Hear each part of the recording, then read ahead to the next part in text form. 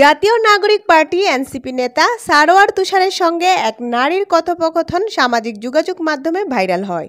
ওই অডিওটিতে নারী কণ্ঠটি এনসিপির এক নেত্রীর বলে দাবি করা হয় সামাজিক যোগাযোগ মাধ্যমে। এরপর থেকে এনসিপির একাধিক নেত্রীকে নিয়ে বিভিন্ন মন্তব্য ছড়িয়ে পড়ে। তবে তুষারের সঙ্গে ওই কথোপকথনটি নিজের বলে স্বীকার করেছেন এনসিপি নেত্রী নীলা ইসরাফিল। তিনি বৃহস্পতিবার 19 জুন সামাজিক যোগাযোগ মাধ্যমে দীর্ঘ এক পোস্টে একথা স্বীকার করেন। ওই পোস্টে তিনি জানান, নেপালে যাওয়ার পর থেকে তুষার প্রায় ফোন করত ও তার আলাপের ধরন পাল্টাতে থাকে। সে আমাকে বিভিন্নভাবে অ্যাপ্রোচ করতে থাকে। তোমার ছবি দাও, তোমার ঠোঁট সুন্দর, তোমার স্লোগান, তোমার প্রতিবাদী কণ্ঠ আমাকে আকৃষ্ট করে। তিনি আরও বলেন, আমি তুষারকে এই ধরনের আলাপে সবসময় বিব্রত বোধ করেছি এবং তাকে আমাদের সম্পর্ক সাংগঠনিক ও ফর্মাল রাখতে অনুরোধ রেখেছি। যেহেতু বাংলাদেশের নতুন রাজনীতি এনসিপি আমার জীবনের প্রধান অবলম্বন, আমি তুষারকে তার আগ্রাসী আচরণ সংযত রেখে ফর্মালভাবে সম্পর্ক টিকিয়ে রাখি। বাংলাদেশের অসংখ্য নারীকে ক্ষমতাবান পুরুষের সাথে এই ধরনের সম্পর্ক টিকিয়ে রাখতে হয়। নীলা ইসরাফিল ভাইরাল কথোপকথনের বিষয়ে বলেন, ফেব্রুয়ারির 28 তারিখে এনসিপি আত্মপ্রকাশের দিন আমি বাংলাদেশে ফিরে আসি। রোজার সময় একদিন তুষার আমাকে অত্যন্ত আপত্তিকর একটি কথা বলে। ইতপূর্বে সকল আলাপের সীমা ছড়ানো এই আলাপ আমি বিব্রত বোধ করি এবং ওকে জানাই যে আমি আর কথা বলতে চাই না।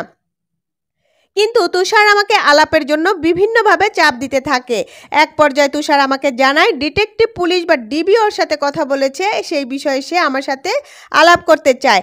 নীলা একটি মামলায় ওয়ারেন্টভুক্ত আসামি উল্লেখ করে আরও লিখেন, তুষার আমাকে ডিবির কথা বলেছে, তাই আমার কাছে মনে হয়েছে বিষয়টি নিশ্চয়ই আইনি। ডিবি ও পুলিশ সংক্রান্ত গুরুত্বপূর্ণ আলাপ হতে পারে এবং আমার নিরাপত্তার জন্য হুমকির কোনো বিষয় থাকতে পারে। এই বিবেচনায় আমি আলাপটি রেকর্ড করি। প্রায় 1.5 ঘন্টার আলাপের 47 মিনিট আমি রেকর্ড রাখি। তুষার আমাকে জানায় ডিবি তাকে নীলা ইসরাফিল সম্পর্কে জানতে চেয়েছে এবং সে ডিবিকে জানিয়েছে যে নীলা তার গার্লফ্রেন্ড, যা নিয়ে আমি তুষারকে প্রশ্ন করি। তাছাড়া আমরা তুষারের খারাপ প্রস্তাব নিয়েও আলাপ করি।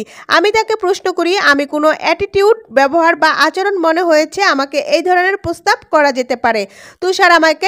তুষার আমাকে বিষয়টি ভুলে যেতে বলে। সম্প্রতি বিষয়টি এনসিপির আহ্বায়ক নাহিদ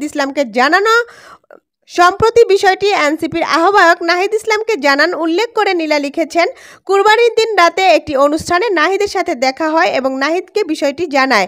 নাহিদ আমাকে বিষয়টি দলীয় শৃঙ্খলার দিক থেকে ডিল করতে এবং মহানগরের দায়িত্বে থাকা শাহরিয়ার ও নিজামকে বিষয়টি অবগত করতে বলে।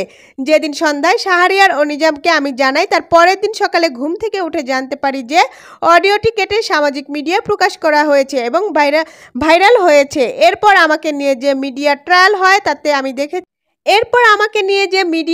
হয় তাতে আমি দেখতে পেয়েছি আমার নারী সহকর্মীরাও আমার পক্ষে দাঁড়ায় নাই।